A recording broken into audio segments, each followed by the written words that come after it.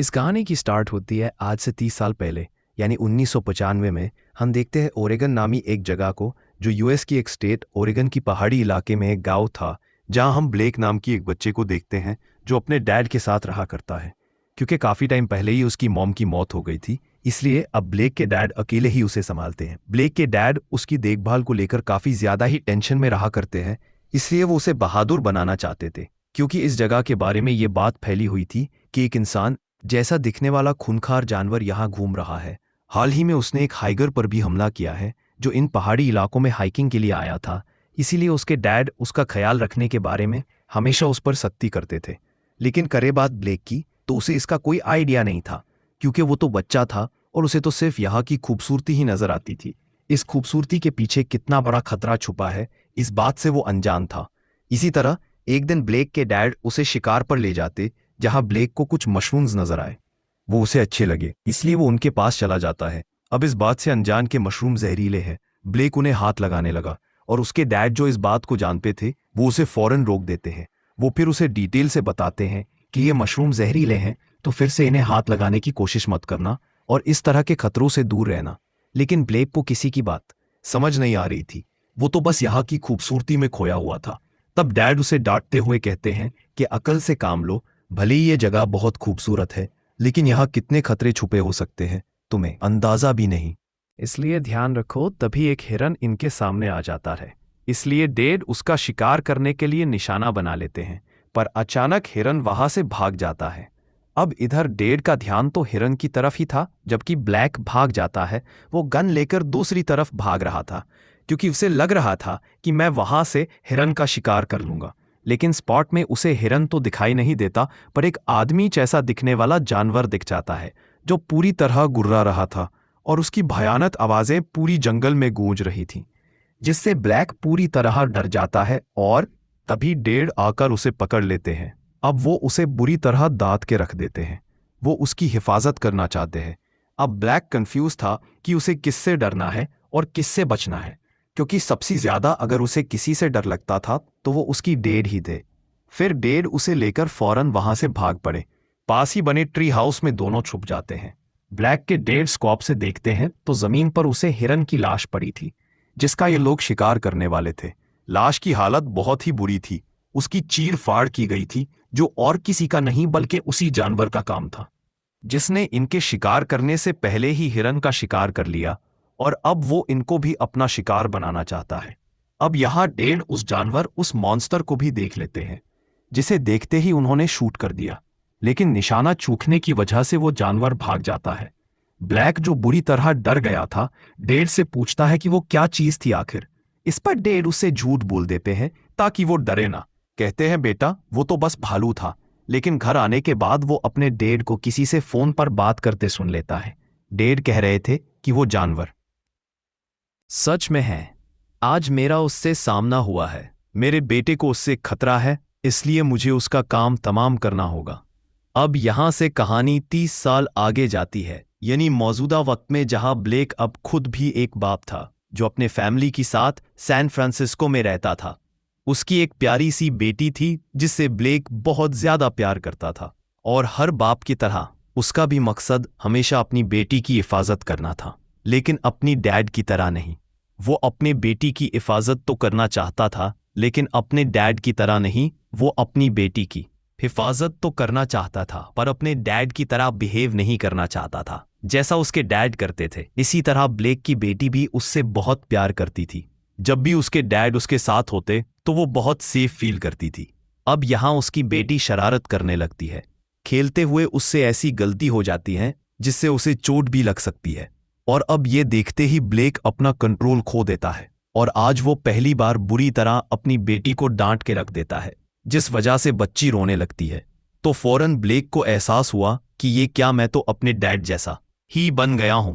तो वो फौरन अपनी बेटी को सॉरी बोलते हुए कहता है कि बेटा, आइंदा मैं तुम पर कभी नहीं चिल्लाऊंगा। दोनों बाप बेटी का रिश्ता भी काफी मजबूत था, हमेशा की तरह आज भी उसकी बेटी गिनत। अब वो ब्लेक के माथे पर हाथ रखकर कहती है कि डैड, आप ये सोच रहे हैं ना कि आप अपनी बेटी से बहुत प्यार करते हैं। इस पर वो मुस्कुरा कर कहता है, हम सही कहा, यस बेटा, मैं तो बिल्कुल यही सोच रहा हूं। अब ब्लैक का ताल्लुक अपनी बेटी से इसलिए भी अच्छा था क्योंकि वो ज्यादातर घर में ही रहा करता था। वो पार्ट टाइम राइटर था।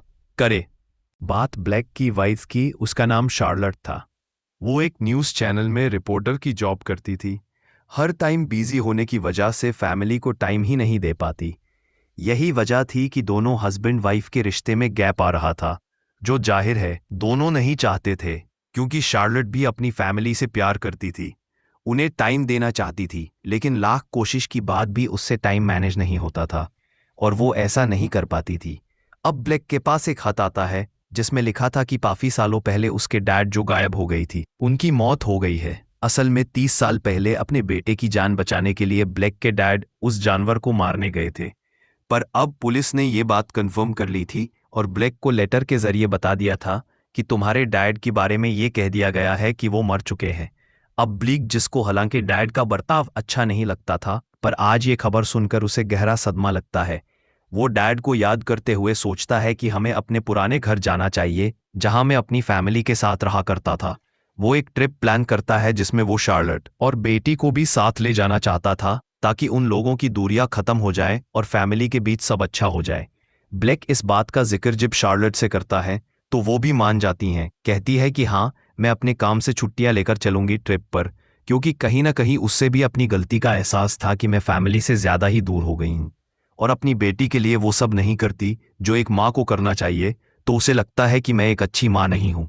ये बात वो ब्लैक को भी कहती है, लेकिन वो उसे समझाता है कि तुम ऐसा मत सोचो, बहुत अच्छी माँ हो तू। और फिर अगले ही दिन ब्लैक अपने फैमिली के साथ ट्रिप पर निकल जाता है अपनी जिंदगी को और खुशहाल बनाने के लिए। वो अपने गांव तो पहुंच गया था, लेकिन उसे अपना घर नहीं मिल रहा था। जाहिर है इस जगह को छूने हुए उसे 30 साल हो गए थे और ये जगह बिल्कुल बदल गई थी। तब एक तो उसे रास्ता समझ नहीं आ रहा था, ऊपर से इंटरनेट भी बंद था, जिस वजह से ये मैप भी नहीं देख सकते थे। तब ये कुछ दो ट्री हाउस पर एक आदमी को देखते हैं जिसके हाथ में गन थी। आदमी भी इन्हें देख चुका था, जो अब इन्हीं की तरफ ही आ रहा था। ये देखकर शार्लेट काफी डर गई। वो ब्लैक से कहती है कि चलो यहां से, उसके हाथ में गन है।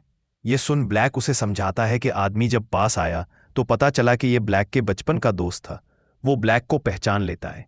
तब वो अपने दोस्त को कहता है, मुझे रास्ता समझा दो प्लीज, मैं अपना ही घर नहीं ढूंढ पा रहा हूं।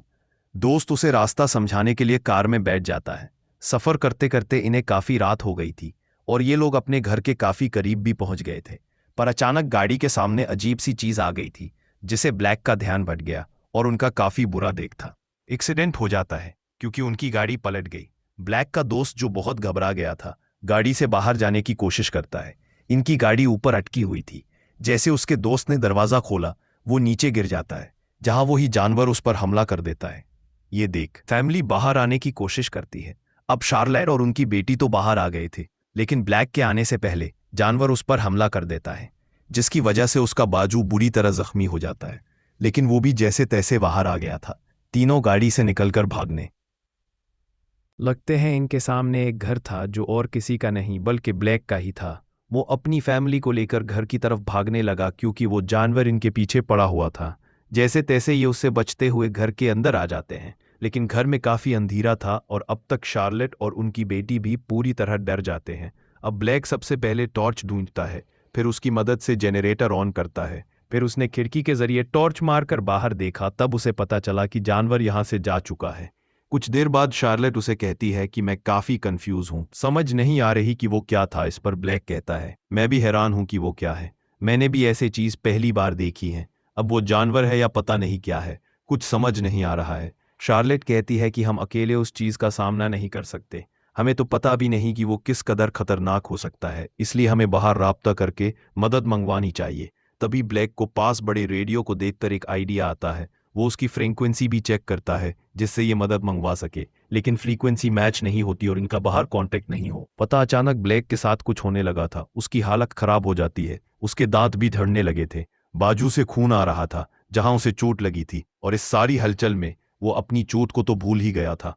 कट का निशान देकर वो कहता है, ये खिड़की के कांच से लगा है, पर शार्लेट कहती है, नहीं, ये कांच का कट नहीं लग रहा, तुम्हें उस जानवर का पंजा लगा है। खैर वो ब्लैक की पट्टी कर देती है और अपनी बेटी को लेकर सो जाती है, जबकि ब्लैक दरवाजे को अच्छे से बंद करने में लगा हुआ था।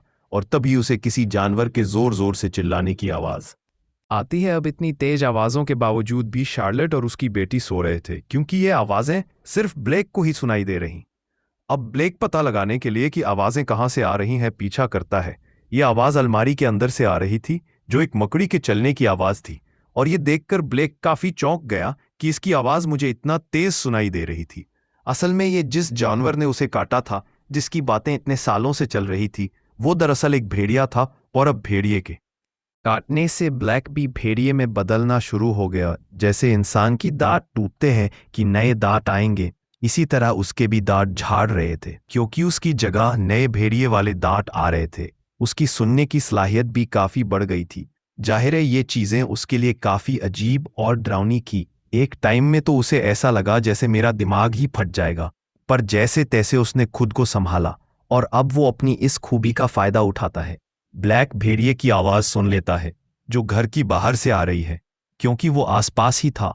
और उसकी आवाजें सुनकर शार्लेट भी उठ गई। ब्लैक तो आवाज सुनने के लिए दरवाजे पर ही कान लगा के खड़ा हो गया, जिसके अगले ही पल भेड़िया नीचे से दरवाजे को तोड़ कर ब्लैक का पैर पकड़कर उसे घसीटने लगता है। ये देखकर शार्लेट बहुत घबरा गई, लेकिन अपने हस्बैंड को मुसीबत में देखकर वो कुल्हाड़ी लेती हैं और भेड़िए को डराकर भगा देती हैं।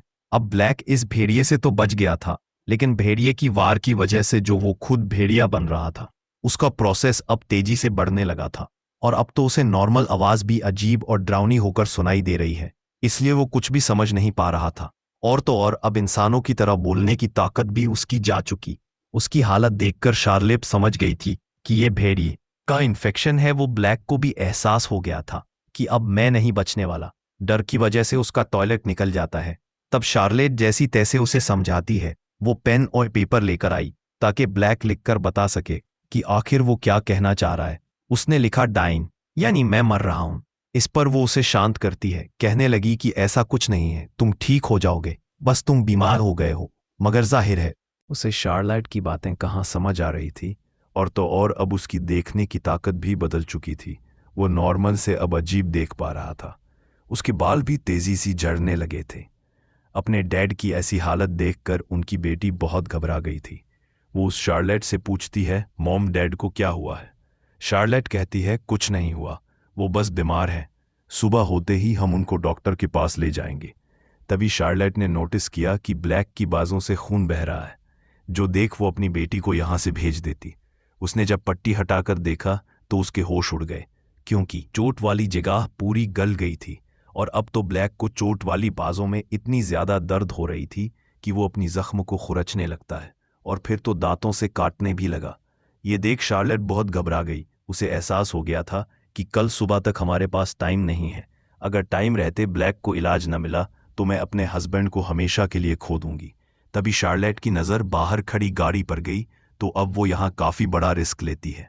जैसे तैसे वो अपनी फैमिली को गाड़ी में बिठाती है और उनको लेकर निकलने लगी, पर तभी वो भेड़िया उनकी जाग पड़ पा रहा था। गाड़ी पर चढ़ जाता है। वो लोग फौरन गाड़ी से उतरकर भागने लगते हैं। पास ही में एक ग्रीन हाउस था।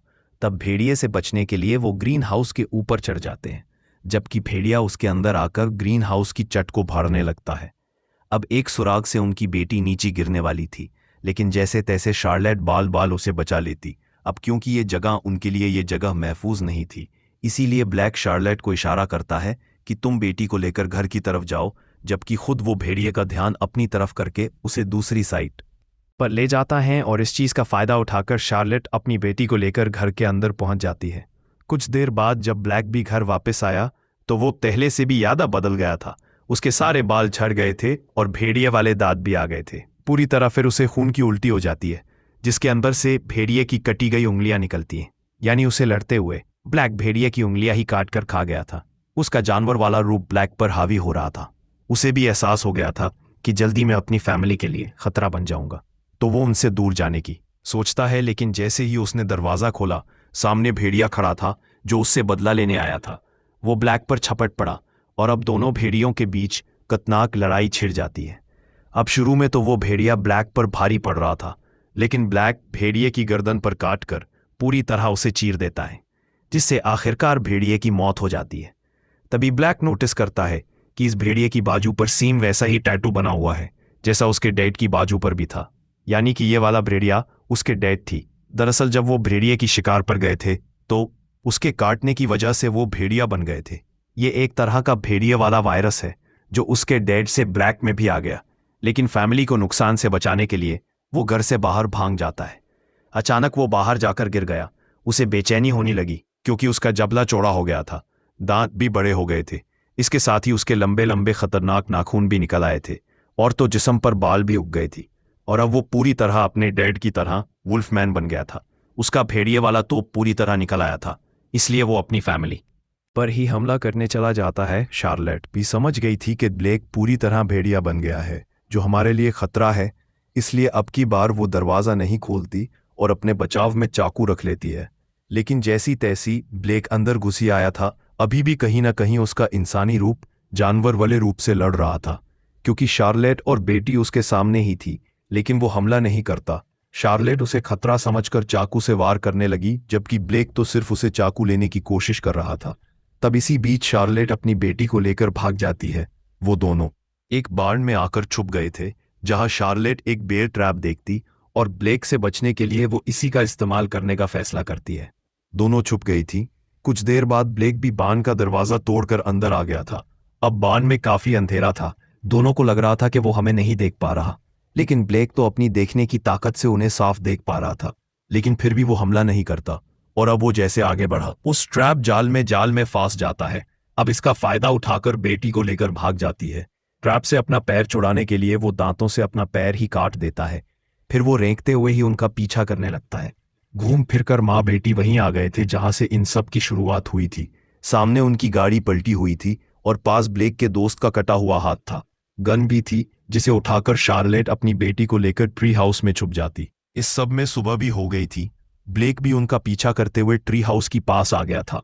ऊपर चढ़ के वो उन्हें देखने लगता है, मगर अभी भी वो उन्हें कुछ नहीं करता। अब बेचारा पूरे जिंदगी कोशिश करता कि मैं अपने डैड की तरह ना बनूं, यानी मेरी बेटी के अंदर मुझे लेकर डर ना हो। लेकिन आज बेचारा खुद इतना मजबूर हो गया था कि उसकी बेटी आज उससे डर रही थी और वो कुछ नहीं कर सकता था। अब ये चीज़ हरगिज ब्लेक को बर्दाश्त नहीं थी। उसे ऐसा नहीं बनना था। और इसी बीच उसकी सोच को एक बार फिर उसकी बेटी पढ़ लेती है। वो शार्लेट को कहती है कि डैड चाहते हैं कि आप उन्हें ख़त्म कर दें, इसलिए शूट हिम। लेकिन शार्लेट से ये नहीं हो पा रहा था। चाहकर भी उससे गोली नहीं जल रही थी, जो देख ब्लेक उसे उकसाने लगता है। तब ना चाहते हुए भी शार्लेट उसे शूट कर देती है और वो नीचे गिरकर अपने आखिरी पलों में यहाँ की खूबसूरती को देखने लगता है, जैसे वो बचपन में देखा करता था। दोनों माँ बेटी भी ब्लेक के पास आकर बैठ जाती हैं। आखिरी पलों में भी फिर से उसकी बेटी ब्लेक की दिमाग को पढ़ने लगती है। वो कहती है, डैड आप अभी भी यही सोच रहे हैं ना कि आप अपनी फैमिली को बहुत प्यार करते हैं, तभी तो आपने हमें अभी तक कुछ नहीं किया। ये सुने ही ब्लेक अपना दम तोड़ देता है, जिसे उसकी बेटी समझ गई कि फाइनली डैड की बेचैनी खत्म हो गई और उन्हें सुकून मिल गया है। तभी वो इससे दुखी होकर अपनी माँ के गले से लगकर रोने लगती है। वो गहरे सदमे का शिकार थी। यहाँ से निकलकर वो आगे बढ़ने लगी है। कहीं ना कहीं वो भी कबूल कर चुकी थी कि हमारी किस्मत में यही लिखा हुआ था, और इस चीज को कबूल करती हैं और वो नई जिंदगी की शुरुआत के लिए निकल पड़ी।